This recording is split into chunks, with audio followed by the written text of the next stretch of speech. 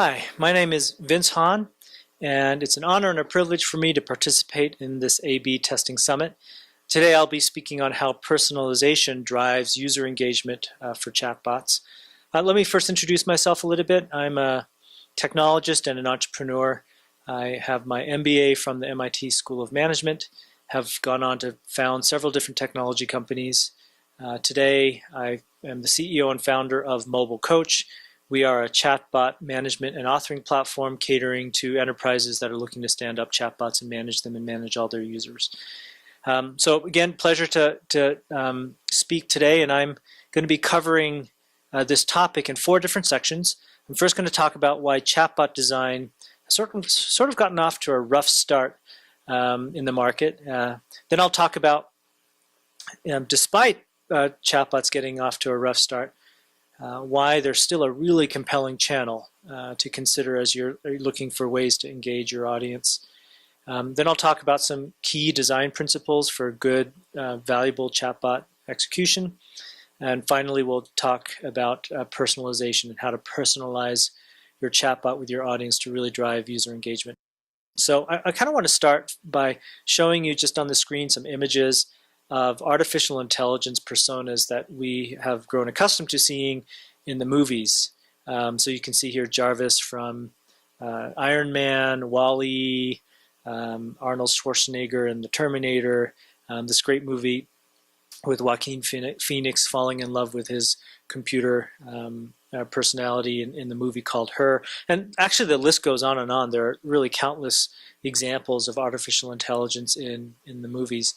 I start with this because the expectation that consumers have with artificial intelligence has really come from both actually these movies that Hollywood produces and from marketing that we see from large technology giants like Amazon and Alexa, Google with Google Assistant, and Siri with Apple, that set this unrealistic expectation that a computer and the artificial intelligence in them can really be fluent in terms of human emotional intelligence.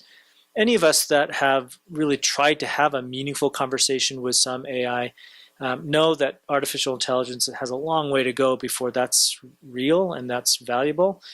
And so, these expectations are nice in terms of generating interest and generating investment, because that's certainly what we need for computers to get smarter, but they've also done a disservice in terms of setting the wrong expectations with users. And so when we translate those expectations into a business-oriented chatbot, we can get into trouble.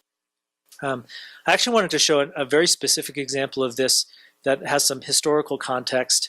So bear with me for a minute, and if nothing else, this will be some good chatbot history 101 information for you. But in the 1960s, in the MIT Artificial Intelligence Laboratory, a Dr. Joseph Weizenbaum started a project that actually had quite a bit of acclaim back then, and the project was called ELIZA. If you Google ELIZA and the MIT Artificial Intelligence Lab, you'll see lots of information about it. I thought it was interesting how back in the 60s, and of course remember, computing power in the 60s was nothing to write home about today, even though back then it was impressive because it's all about context. But I find it interesting that him and his team chose perhaps the hardest use case to try to execute, and that is to have ELIZA, which was this chatbot, be a psychotherapist. So now I'm going to put up on the screen screenshots of a sample interaction with ELIZA and a user. So here is ELIZA at the very beginning of this prompt saying, "I am the psychotherapist, please describe your problems. Each time you're finished talking, type RET twice." Now those of you who are my age know that RET means to hit the return button on the computer console twice. So the next line here is the user says, "I have a terrible headache." Then ELIZA responds, "Maybe you should consult a doctor of medicine. I'm a psychiatrist." Now, let's just think about the computing power and algorithm sort of development power of the 1960s. How do you think they automated this response from the prompt, "I have a terrible headache"? Well, it's pretty simple. They used a library of keywords, and the we could presume that the word headache was on a list of keywords that would trigger this response. So, so far so good, we get that. And while to us that seems extremely simple, back in the 1960s this was very, very cutting edge. So let's just kind of follow this chat a little bit longer. So the user responds with, okay, I'll do that then, which is a reasonable response. And then Eliza says, can you elaborate on that? And so this is where the Eliza starts to break down, and where we have a hard time now thinking that this is a reasonable conversation. So then the user says, what are you talking about? No, I cannot elaborate. See you later. So on and so forth. You could see the rest of the conversation there sort of breaks apart. So 1965, that's where this technology was first introduced with Eliza. And it seems strangely familiar with a conversation that you would try to have with Alexa or Siri or Google Assistant today.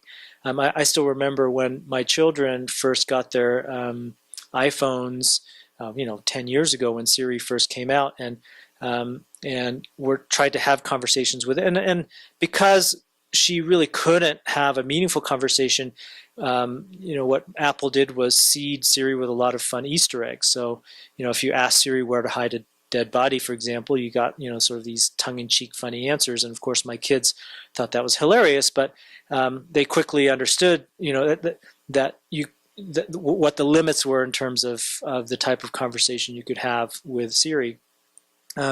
Many of you may be familiar with the Turing Test, which was created by Alan Turing in 1950, and is basically a test to see a machine's ability to exhibit intelligent behavior, basically seeing if a computer could be indistinguishable from a human being to the user. And you'd find that in terms of just broad chatbot experiences, there really aren't chatbots that can do that in being adjudicated fairly, I would say. I think in a very controlled environment, you can get away with that to some extent today. But broadly speaking, the point is that we still have a long way to go. And so, and that's all to say that there have been a lot of chatbot designs where the chatbot designer, so the person authoring the chatbot and the interactions, has this embedded assumption that, hey, users are going to want to expect to interact with it, much like you saw this user interacting with Eliza, or what we see in the commercials, or what we see in Hollywood. And this is where we get into trouble. This is where chatbots will start to break down. And the minute that, as a user, I recognize the chatbot has severe limitations, then I've lost confidence in it. And so what do we do?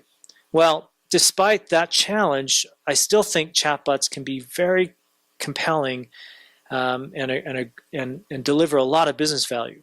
And so why is that? Well, chatbots, they are probably the most frictionless user experience in terms of audience engagement. Because messaging and a conversational user interface, as opposed to the cognitive load that you have when you're going to a rich media interface, really doesn't compare. We all know how to have a conversation. We all message people, whether it be texting on our phones or interacting through a web-based chat with our friends. We just don't have to work hard cognitively to have that conversation. But if I were to ask you to go to a brand new website, or log into a new sort of software, or maybe download a new app on your phone, your brain's having to work pretty hard to figure out, okay, now what am I looking at? What do I swipe? What do I type? And so each task that you expect from your users introduces friction between the content and the experience you want your user to have and the user. Where with a chatbot and a conversational user interface, you can almost get immediate connection with them. So that's really the promise of a chatbot, and why it's still such a compelling channel. Some other reasons why chatbots are so compelling is the speed to resolution. So whatever transaction I'm looking to the chatbot to help me resolve, I can get there almost immediately. So if you compare like a customer service chatbot and the speed to potential resolution versus calling a call center and being on hold for 15 to 20 minutes, that's really another huge promise of a chatbot. Let's get to almost immediate resolution of the transaction that our user is looking for. Of course, chatbots being automated can also scale resources. So I can have a single chatbot talk to thousands, tens of thousands, hundreds of thousands of people, and of course, that's very difficult to scale when you're looking at having those conversations with human beings. And I think finally, the last sort of attribute why I think chatbots are so compelling is that they have innately a multi-channel modality. And what I mean by that is you could have a chatbot on a website, which is very common for us to see in a chat box window that pops up. You can have a chatbot on Facebook Messenger, on my phone. You can have a chatbot on SMS. You can have a chatbot on Slack. And so you can have chatbots be in these different modalities, basically meeting me where I am, and again, without sort of the friction of UI. And when I mean UI, without the friction of buttons and having to log in and navigation and things like that. So that's the promise of chatbots and why chatbots are so compelling. Frictionless user experience, speed to transactional resolution, the ability to scale resources, and to have this sort of multi-channel modality. So then the next topic I want to cover is two key design principles behind solid chatbot projects that are successful. The first is to set clear user expectations and directions with your chatbot. So when your users first interact with your chatbot, they're going to come in with the default mentality of being a little suspicious, having a little trepidation of, can this computer really deliver the value that I need out of it? And so you don't want to start with setting abstract user expectations. If your users can come and interact with the chatbot and immediately be able to understand and sense what this chatbot can do and what it doesn't do, you're going to be way ahead. So, and this is specifically for chatbots that are trying to drive a business result. So you don't want your chatbots to be unclear with that, because then you'll have users asking it all sorts of questions that you're not going to be prepared to answer in a satisfactory way. So that's number one. This is probably most evident when you go to some website that has a chatbot on it, and the sort of default mode of the chatbot is button driven. When you go to a web-based chatbot and you can utilize different buttons, then all of a sudden that communicates very clearly to the user what the chatbot can do. And you can do that without buttons as well, through just conversational text. But the key point is deliver immediately clear user expectations. Here's what I do as a chatbot, and here's what I don't do. Then the second design principle is to ensure that the interactions feel valuable. So someone's going to have to write what the chatbot is going to say to the users. And so the writing sensibility, you want to really rein in and not overreach, not get too cute. And that design process should be informed by asking yourself, does this interaction feel valuable to the user? Can I drive value with each interaction? With each interaction that your user has with your chatbot, the confidence that they're going to have in your chatbot will either rise or decrease. And so a good design sensibility is to always ask yourself, is this interaction going to be valuable and not waste space, if you will, in the chatbot design?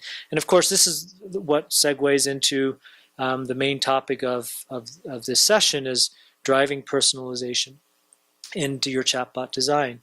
So the more personalized the messages are to me, the more it's going to feel valuable and the more I'm going to engage with your chatbot. So I want to introduce personalization and how to bake in personalization into your chatbot design by showing you 3 different examples in 3 different modalities. So this first one I'm going to show you is a modality that's probably most common in terms of how users expect to interact with the chatbot and how they have interacted with chatbots, and that's a modality of a customer service chatbot. So here's a little window of a web widget it appears on a website, e-commerce website that I have an account, and so I log in. It says help desk, and you can see here this interaction that I've taken a screen grab of says, I'm happy to help you with order questions because I'd said I was interested in getting some help with my order. Which of these are you wondering about? And so again, what I mentioned earlier about clear user expectations and directions, this is button driven, so with these buttons it becomes very easy for me to interact with. So I chose order status. So then the chatbot says I can definitely help you with that. What is the order number? So again, as I feed it the order number, it's now going to give me information based on my order. Now, this is in contrast to a lot of customer service chatbots that are just sort of kept at a FAQ level. And those do have value, so I'm not meaning to communicate that those are valueless. They certainly can help get to lots of resolutions of questions that customers have. But those typically just link to existing FAQs that are article based. And what I'm talking about here is that if your chatbot can drive another layer of detail that's very customer focused and customer specific, it's just going to be that much more valuable. Let's look at a different modality. So this is the modality of Facebook Messenger. Facebook Messenger bots are commonly used to help with linking customers with products and services, and so this example is no different. There's a company called Personal Trainer Food. Their product is meal kits, and they're targeting people that are looking to lose weight. And so if you go to their Facebook page, they have a chatbot that you can interact with. And of course, people are looking to lose weight for lots of different reasons. And so this modality I thought was interesting, where they're utilizing Facebook buttons here as well. So let's look at these screen grabs here of this particular chatbot. First, this bot here says, I'm happy to tell you more about PTF. Are you trying to lose weight? And so that I can click through these options. Now, I didn't take a screen grab of every option just to save on time, but if you click on this right arrow, you get the option of, no, I'm not trying to lose weight. And so, but here I chose between 21 and 50 pounds. And then the next screen grab here is the chatbot talking back to me, says, good for you. We've helped people lose almost 50 pounds in 16 weeks. Gives me an example of someone that has done so. And then the next screen here says, let me ask, what's your biggest challenge in losing weight? And again, this is drawing on this idea of personalization that people have different contexts, people have different needs, and so it's letting me choose the bucket that most resonates with me. And when I choose that particular bucket, then it's going to take me down a chatbot path that's customized to what I prescribed as what I'm looking for. So common sense stuff, but really important to stay true to in your chatbot design. Let's look at one more modality. This is the modality of an SMS chatbot. I think SMS chatbots are really interesting because, in contrast to like a customer service chatbot on a website, with an SMS chatbot, you have the added dynamic of being able to initiate a conversation or initiate an interaction with the user. And so this sort of push mentality, if you will. And that gives you a whole new layer of possibilities in your chatbot design. So this particular example is a chatbot that was designed to help train a new sales rep. So it's sales training. And this interaction that I took a screen grab of is the chatbot asking the sales rep, how many sales conversations will you have this week? And so the rep says 50. And so then the next interaction here says, great, what's the best day for me to follow up with you? And so the user responds with Thursday. And now what you can imply with what this chatbot's going to do is that come Thursday, this chatbot's going to proactively reach out back to me and see how I'm doing with my goal of having 50 sales conversations. And so really interesting dynamic, very different from the modality of a web-based passive chatbot. But personalization here then opens up a sort of a whole realm of possibilities because you do have that push dynamic. So I think that's a really interesting design sensibility with SMS chatbots. So in each of these use cases, I showed you that personalization is designed to drive value in that interaction. So whether, hey, I'm looking for where my order is, and so I'm expecting the chatbot to provide that information to me. Or, hey, I'm looking to lose weight, and this is sort of why I'm trying to lose weight, and I'm trying to figure out if your product is right for me. So sort of having this give and take where I'm providing the chatbot enough information where that chatbot can send me down the path to answer the questions that I have, which might be different from the next person. Or this SMS use case where it's asking me for what my specific goals are and following up with me and my specific goal. All of those are delivering value catered to me. And they're all following the two key design principles of setting clear user expectations as well as ensuring that these interactions do indeed feel valuable. So let's now segue into how do you do this? How do you create this type of personalization in your chatbot? Well, basically what you're doing is you're combining data sources that you have at your disposal into the framework of variables that your chatbot authoring tool allows you. And so there are different ways to create chatbots. And what's implied in this whole session today is that you're going to choose a modality for your chatbot and then choose a framework to develop that chatbot. And the framework you choose should allow you to create dynamic variables and parameters to be able to enable this type of personalization. So you're combining the data sources with the parameters that are available to you in your authoring platform. Now, these data sources, the accessibility of these data sources could be easy. Of course, the easiest source would be self-reported, so just asking the user for, hey, what's your name, storing their name. In that SMS example that I showed you, how many sales goals or how many sales conversation is your goal, their response is saved as their goal. So that can be easy. There's also, you can, if it's a web-based chatbot, you have the advantage of accessing the metadata available through the IP traffic. So, browser type, time of day, sort of global data like that.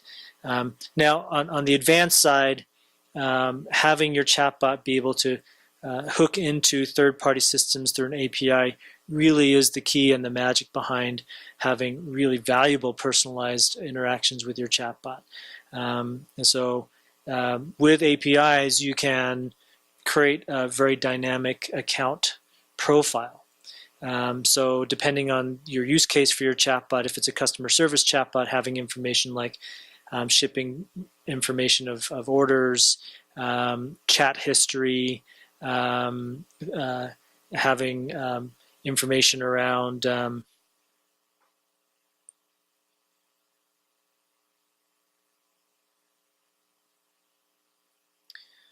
so in terms of what data sources are available to you, it ranges from things that are easily accessible. Probably the easiest accessible data source is actually self-reported data from the user. So having the chatbot ask you what your name is, storing that as your name.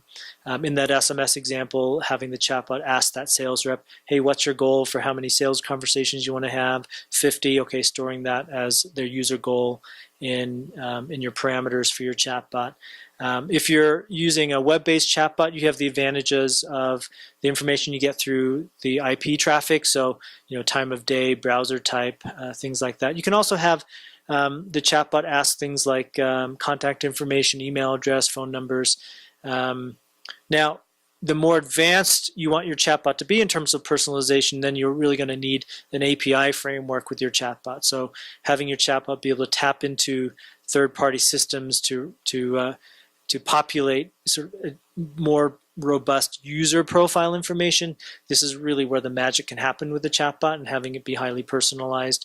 So for example, if you have a chatbot embedded in your e-commerce site for for customer service, being able to know what the order number is and shipping status for customer orders is important. Being able to store chat history and be able to pull on, draw upon interactions with the chat history between the user and the chatbot over time can be really valuable. If you have a chatbot that's more training based, let's say that you create a chatbot that you want to assist a new employee in the onboarding process. And so then you tap that chatbot into your company's HRIS system. So now you can know things like, their start date.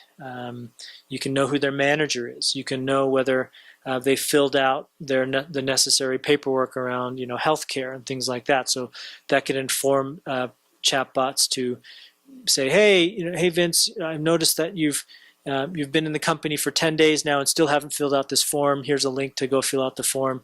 You can have highly personalized interactions like that if you can tap into that HRIS system. Or let's say that you can tap into the CRM and you have a chatbot helping a new sales rep for sales training. All of a sudden now you can have really interesting interactions where the chatbot's sending things like, hey, I noticed that you have your sales call at this address. Here are 5 other prospects that are within 10 miles of that prospect. Now, how powerful is that in terms of tapping into the data that's in that CRM and packaging into a really consumer-friendly method in the chatbot for that sales rep? This is really where the magic of personalization can happen. And so the key behind that all is, again, stepping back, brainstorming what type of personalized data you think would be really valuable to the user, making an inventory of that, and then figuring out where you're going to get that data, whether it's going to be through user self-report, whether it's going to be through a web browser, whether it's going to be through an API, and then building in all those hooks into your chatbot design. So it's a relatively simple concept, of course, but it's a huge, doing it well will yield a huge difference in the value that your chatbot project is going to deliver for your company. And so, in summary, the 4 buckets of things we talked about today. First, chatbots have been sort of this great goal that all of us have had in terms of the promise of artificial intelligence, but it started out sort of bumpy. That notwithstanding, the promise of chatbots is still really compelling, and it's a great choice to engage your target audience.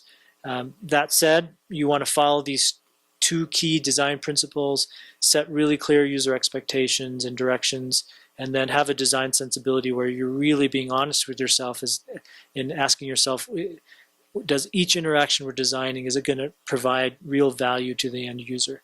And then mapping your data sources with your design, your desired personalized attributes and parameters that you want your chatbot to be informed by. And then figuring out where you're going to get that data and baking that into your authoring platform will deliver the personalization that you're looking for, which will in turn drive much greater user engagement with your chatbot. So if you're in a chatbot project, I wish you the best of luck. Hopefully this presentation was helpful to you. I'd be happy to interact with you and answer questions or brainstorm with you on your project, or if you've got questions just generally about the topic, please reach out to me. You can find me on LinkedIn, just Vince Hahn. Mobile Coach is my company, so that search, you'll find me on LinkedIn. My email address is vince@mobilecoach.com as well. So thank you for watching. Hopefully this was valuable to you, and I look forward to interacting with you in the future. Good luck.